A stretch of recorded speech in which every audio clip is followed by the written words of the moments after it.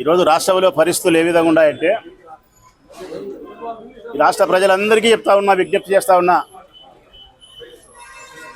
మనం చిన్నప్పటి నుంచి ఒక సామెత వింటా ఉన్నాం, దుడ్డిచ్చి తేలుతో కొట్టించుకోవడం అని. దుడ్డిచ్చి తేలుతో కొట్టించుకోవడం అనే ఒక సామెత మన గ్రామీణ ప్రాంతాల నుంచి వింటా వస్తున్నాం. ఈరోజు రాష్ట్రంలో ఉండే పరిస్థితులు కూడా అట్లే ఉన్నాయి. డబ్బులు ఇచ్చి విషం కొనుక్కొని తాగే పరిస్థితి.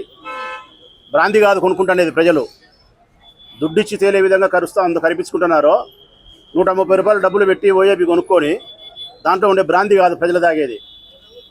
విషం తాగుతున్నారు, స్పిరిట్ తాగుతున్నారు, కల్తీ మద్యాన్ని తాగుతున్నారు, కిడ్నీ చెడిపోయేదానికి తాగుతున్నారు, లివర్ పాడైపోయి మరణించేదానికి తాగుతున్నారు.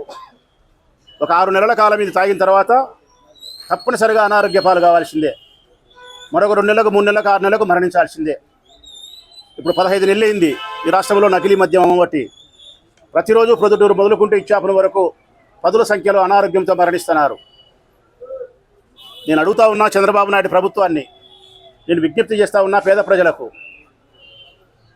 ఎవరి ప్రాణాలను టార్గెట్ చేస్తుంది ఈ ప్రభుత్వం? ఈ నకిలీ మద్యం ధనవంతులనా? కాదు, పేద మధ్యతరగతి వాళ్ళు తాగే బ్రాందీ విస్కీని టార్గెట్ చేసినారు ప్రజలారా. మన పేదవాళ్ళు ఏమైతే తాగుతారో 99 రూపాయలు షాట్ అంట, బెంగళూరు మాల్ట్ అంట, కేరళ మాల్ట్ అంట, ఓఏబి అంట, బిన్నీస్ అంట, ఇవన్నీ 99 రూపాయలు, 110 రూపాయలు, 130 రూపాయలు. ఇవన్నీ తాగేది ఎవరు? పేద మధ్యతరగతి కుటుంబాలకు సంబంధించిన వారు తాగుతున్నారు. అంటే ఈ రాష్ట్ర ప్రభుత్వము పెద్దలు నకిలీ మద్యాన్ని తయారు చేయించే వెనుక వీళ్ళు ఉండి, తెలుగుదేశం పార్టీ తరఫున పోటీ చేసిన ఇన్ఛార్జ్ జయచంద్రారెడ్డి డైరెక్ట్గా ముందుకుండి, వెనకల కరకట్ట పెద్దలు ఉండి నకిలీ మద్యాన్ని తయారు చేసి పేదవారి జీవితాలను, ప్రాణాలను టార్గెట్ చేస్తున్నారు. కనికరం, జాలి, దయ చంద్రబాబు నాయుడు ప్రభుత్వానికి ఉందే? నిజంగా జాలి ఉంటే, కరుణ ఉంటే, ఈ మందు తాగినటువంటి పేదవాళ్ళ యొక్క ప్రాణాలు హరించి వేస్తూ ఉంటే, ఆ కుటుంబాలకు సంబంధించిన స్త్రీల యొక్క తాలిబొట్లు తెగి కింద పడతా ఉంటే, ఆ తల్లుల యొక్క బిడ్డలు మరణిస్తూ ఉంటే, గర్భశోకం ఏర్పడతా ఉంటే, ఆ కుటుంబాలు చిన్న భిన్నమైపోయి ఆర్థికంగా అనేక రకాల కష్టాలు పాలవుతూ ఉంటే, ఎట్లా మీరు అన్నం తిని నిద్రపోగలుగుతున్నారు చంద్రబాబు నాయుడు ప్రభుత్వం? ఏ విధంగా మీకు కంటికి నిద్ర పడుతుంది? నువ్వు నిజంగా తప్పు చేయకపోతే, నీ పార్టీ తెలుగుదేశం పార్టీ అభ్యర్థులు సూత్రధారులు, వెనకల పాత్రధారులు మీరు కాకపోతే సిబిఐతో విచారణ చెప్పి, ఎందుకు సిబిఐతో విచారణ చెప్పావు? ఆనాడు రాజశేఖర రెడ్డి పరిటాల రవి హత్య కేసులో జగన్మోహన్ రెడ్డి మీద అభియోగం చేసినప్పుడు అసెంబ్లీలోనే ప్రకటించినాడు, సిబిఐ విచారణ చేయండి, నా కొడుకు నిగ్గు తేల్చండి అని చెప్పి, ఉరి తీయండి నన్ను బహిరంగ ప్రదేశంలో అని చెప్పినాడు. సిబిఐ విచారణ చేసినారు ఆయన కొడుకు మీదనే, ఆయన ముఖ్యమంత్రిగా ఉన్నప్పుడు. మరి ఈరోజు ఎందుకు నువ్వు సిబిఐ విచారణకు సిద్ధం కాలే? చుట్టుతో బట్టుతో అంటున్నావు. కారణం తూతూ మంత్రం దర్యాప్తు చేసి నీ మనుషులు కాపాడుకొని, ఈ పేద ప్రజల ఆస్తిని, వాళ్ళ డబ్బులను దోచుకొని, వాళ్ళ కుటుంబ సభ్యుల ప్రాణాలను హరించడానికి సిద్ధపడినావు.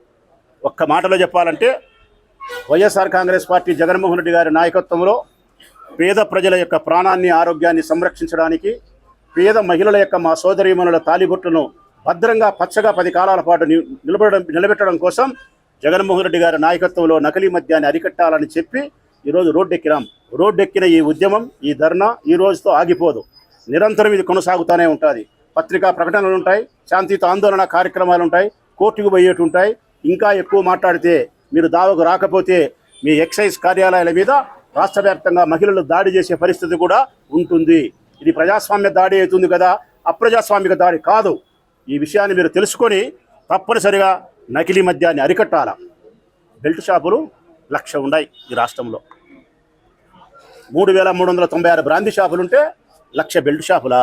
పల్లెకు 3-4. ఈ బెల్ట్ షాపులన్నిటికీ ఏమంది వస్తుంది? నకిలీ మద్యం నుంచి తయారైనటువంటి ఈ మందు బెల్ట్ షాపులకు వచ్చి పల్లెల్లో పేదవాళ్ళకు తాపించి చంపే ప్రయత్నం చేసి డబ్బు దోసుకుంటున్నారు. 1,00,000 బెల్ట్ షాపులను ఇమ్మీడియట్గా రద్దు చేయాలా. బ్రాందీ షాపులలో మందు తాగనీయకూడదు. కర్ణాటక, గోవా నుంచి వచ్చే మందులు నియంత్రించాలా. బ్రాందీ షాపుల మీద ఎక్సైజ్ అధికారులు తనిఖీ చేయాలా. సిబిఐ చేత విచారణ చేపించాలా. పేదవాళ్ళ దగ్గర నుంచి దోచుకునే డబ్బు ప్రభుత్వ ఖజానాలోకి రావాలా. ఈ నకిలీ మద్యం తాగి మరణించిన వారి యొక్క కుటుంబాలకు మేలు చేసే విధంగా ఈ మద్యం నుంచి తయారైన డబ్బు నుంచి వారికి నష్టపరిహారాన్ని చెల్లించాలా.